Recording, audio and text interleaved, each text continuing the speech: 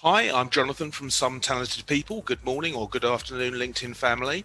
This is the third in a series of videos about dyslexia and the amazing gifts that are available if you tap into dyslexic minds in the way that we basically are awesome. And it all comes from the book, The Gift of Dyslexia. Well, I say it all comes from the recognition of something I've been saying about myself for years and years and years. And I've sounded like a madman because when I describe what goes into my head and ask other people, practically no one else thinks that way. But then, as soon as I know it's about dyslexic, I met a guy on Friday, a day. Obviously, it doesn't matter when this comes out. But I met a guy, and I was reading his LinkedIn profile, and at the bottom he had some reviews from customers. And one guy said this guy walked into the room with people 20, 30 years his senior, and he said to them, "Why are you thinking so small?" And I read that, and I went, "You're dyslexic like me, because big picture, huge picture. That's the way of thinking that we have." Now, it covers in this book, and read it because obviously you'll then understand it's not me just saying it, but it talks about the difference between the way neurotypical brains, so the majority of you, operate in relation to dyslexic brains. Some of you, many entrepreneurs are dyslexic actually. That's the reason they're entrepreneurs, frankly.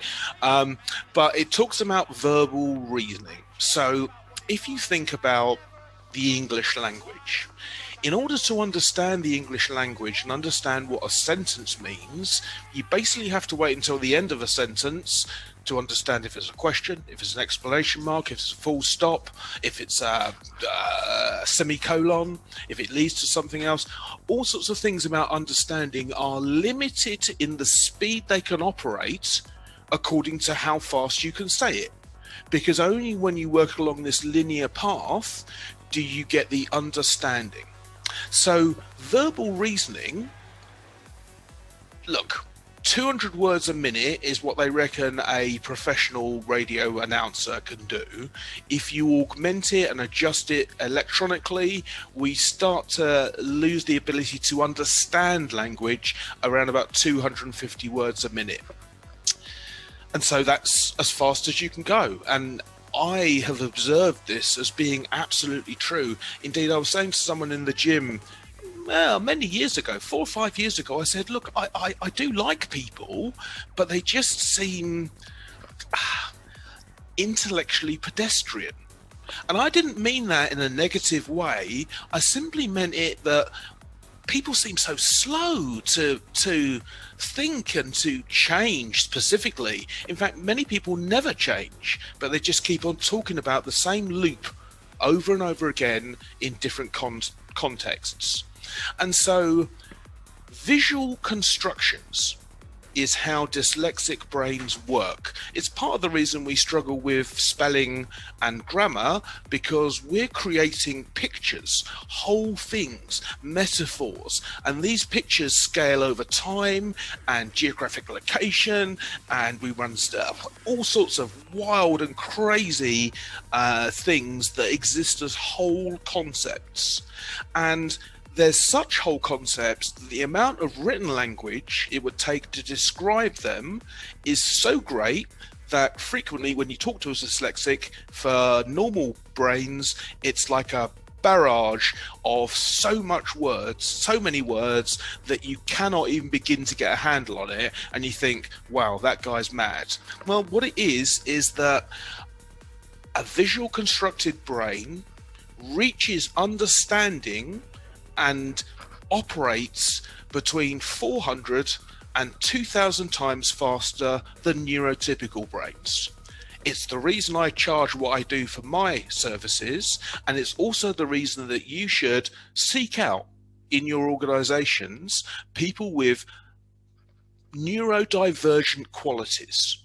Because whether it's dyslexia or something else, dyspraxia, ADHD, all these terms that neurotypical people say, oh, you've got this, you're not the same as us, so you must be the problem. Well, that view may have been useful before COVID, but now everybody needs to be able to perceive the world in a different way, or you simply won't be here in 12 months' time. So engage someone with a dyslexic mind to conceive of alternatives that you cannot yet imagine. That is what we do. What we do is we intuit based on what we see, obviously, what we hear, what we feel, what we smell, but then we are doing incredible constructions in our minds.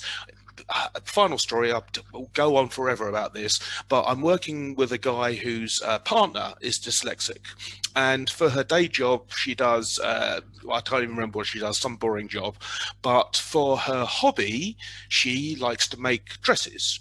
And he goes, it's incredible because she never writes down a pattern and she just makes it out of her mind and they're always perfect. And I said, yeah, that's visual thinking. So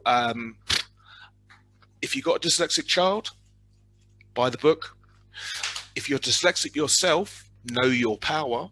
And if you're a company owner who wants to basically pull themselves up to be a successful company in the world we now live in, engage your dyslexic and neurodivergent employees, because they will have answers that no one else can come up with.